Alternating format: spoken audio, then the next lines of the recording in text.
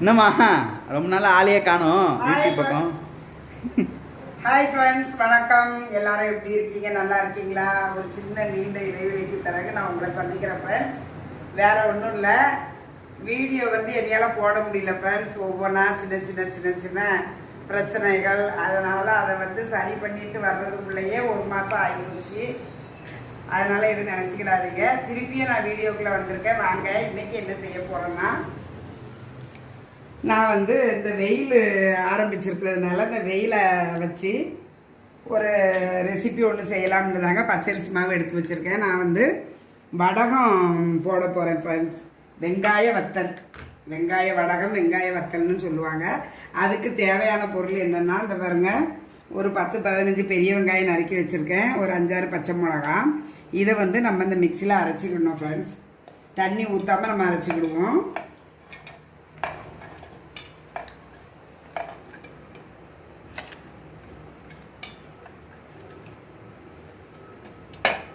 இதுக்கு தேவையான உப்பு ஃப்ரெண்ட்ஸ். இதை அரைச்சிட்டு நான் உங்களுக்கு சொல்கிறேன்.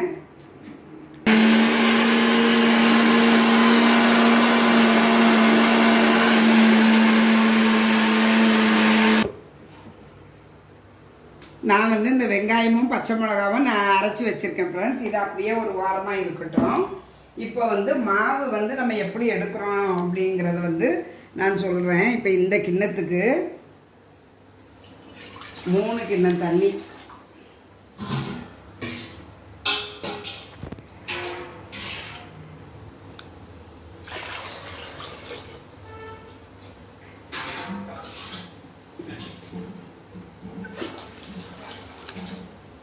ஒரு கிண்ணம் இந்த பாருங்க, இதுக்கு அளவு 1 கிண்ணம் மாவு எடுத்தோம்னா 3 கிண்ணம் தண்ணி ஊற்றணும் ஃப்ரெண்ட்ஸ். நான் இந்த குக்கரில் தான் கிண்ட போகிறேன்.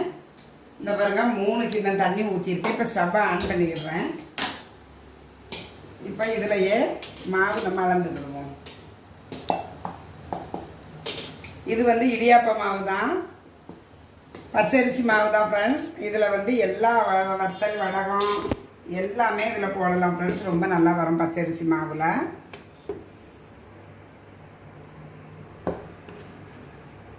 இந்த மாவு கரெக்டாக இருக்கும் அளவு.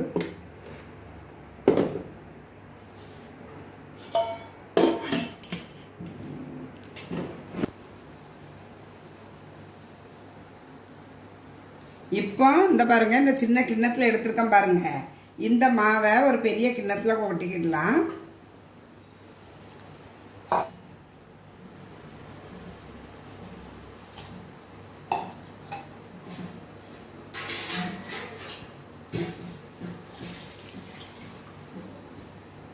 தோசை மாவு பதத்துக்கு தான் இந்த மாவை கரைக்கணும்.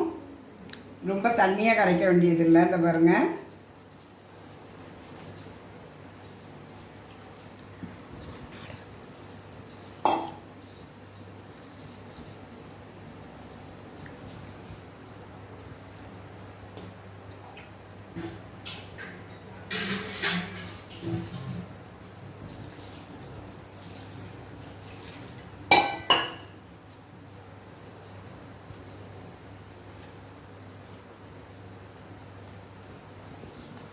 அங்கே ஃப்ரெண்ட்ஸ் தண்ணி நல்லா கொதிக்க ஆரம்பிச்சிட்டு, கொதிச்சதுமே நம்ம அரைச்சி வச்சுருக்கோம் பார்த்தீங்களா, இந்த வெங்காய விழுதையும் இந்த தண்ணியிலே நம்ம மிக்ஸ் பண்ணிக்கிடலாம்.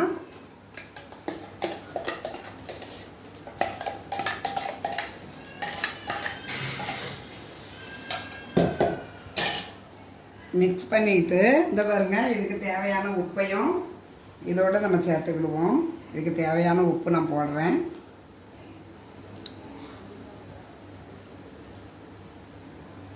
ரெண்டு கரண்டி, இந்த ஸ்பூனுக்கு 2 ஸ்பூன் உப்பு போட்டிருக்கேன். இந்த பாருங்க, நான் மாவு கரைச்சி வச்ச மாவு பாருங்களேன். இந்த பாருங்க, தோசை மாவு பதத்துக்கு தான் நான் இப்படி கரைச்சி வச்சுருக்கேன். கொதிக்க ஆரம்பிச்சிட்டு பாருங்க.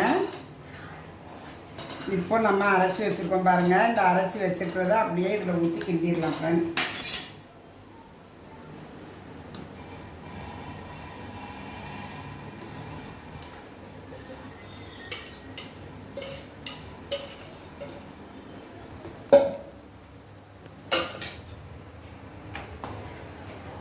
நம்ம நல்லா கரெக்டாக கிண்டிடணும் ஃப்ரெண்ட்ஸ்.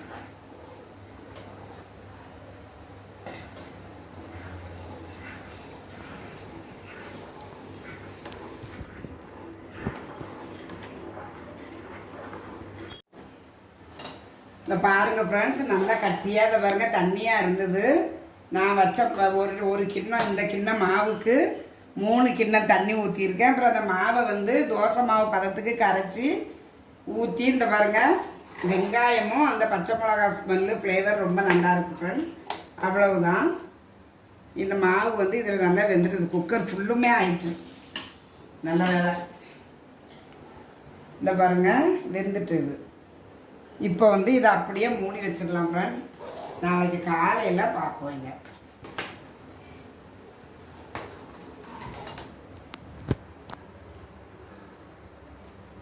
ஓகே,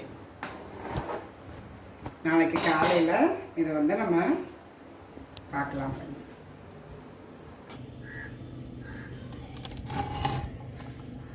இதை அப்படியே உருட்டி போட்டுடலாம் ஃப்ரெண்ட்ஸ். கொஞ்சம் கொஞ்சமாக சின்ன சின்னதாக. இதை பாருங்க, அவ்வளோதான்.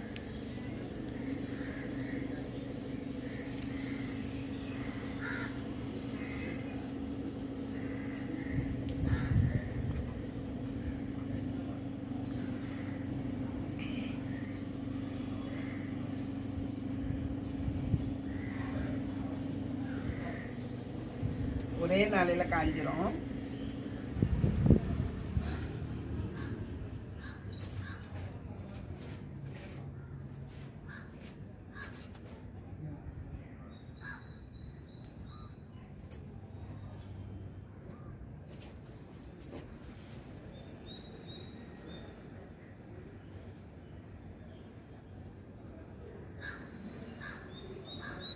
எல்லாத்தையுமே நான் அந்த பாருங்கங்க மொட்டை மாடியில் எல்லாம் போட்டுட்டேன்.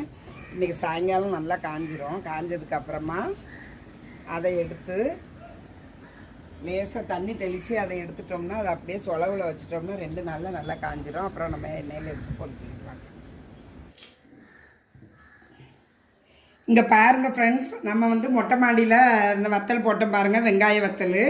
இது வந்து நல்லா காஞ்சிட்டு ஃப்ரெண்ட்ஸ். இப்போ வந்து இதை நான் எண்ணெயில் பொரிக்கிறதுக்காக ரெடி பண்ணி வச்சுருக்கேன். அதுக்கு வந்து பாருங்கள் ஒரு வடை சட்டியில் எண்ணெய் ஊற்றி நல்லா காஞ்சிட்டு ஃப்ரெண்ட்ஸ். இதில் நான் இப்போ இந்த நம்ம வெங்காய வத்தலை பொரிக்க போகிறோம். பொரிச்சு பார்க்கலாம். இது வந்து நான் போட்ட வத்தல் இந்த டப்பா ஃபுல்லும் வந்துருந்ததுங்க. எண்ணெய் நல்லா காஞ்சிட்டு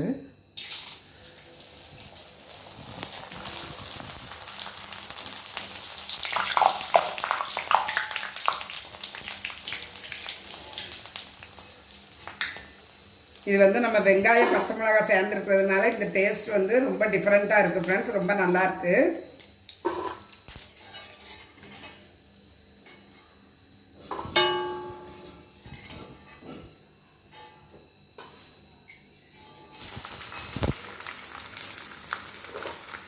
சாப்பிட்டு பாருங்க.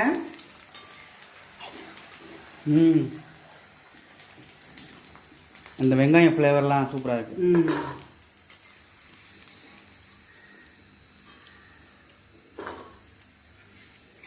சாதாரணமாக நம்ம பச்சை மிளகா சீரகம் போட்டு இந்த மாதிரி கட்டியாக கிண்டி போடலாம் ஃப்ரெண்ட்ஸ். வத்தலில் நிறைய வகை இருக்குது. இந்த வகை வந்து ரொம்ப ஈஸி. இந்த வேலை வந்து கொஞ்சம் கஷ்டமான வேலை தான் ஃப்ரெண்ட்ஸ். ஆனாலும் நம்ம வீட்டிலையே வத்தல் போட்டு பொரித்து நம்ம பிள்ளைங்களுக்கு கொடுத்து நம்ம சாப்பிட்டோம்னா அதில் ஒரு திருப்தி. ரொம்ப டேஸ்டியாக இருக்குது ஃப்ரெண்ட்ஸ். நீங்களும் இதே மாதிரி ட்ரை பண்ணி பாருங்கள். வேறு ஒரு வீடியோவில் மீட் பண்ணுவோம். பாய்.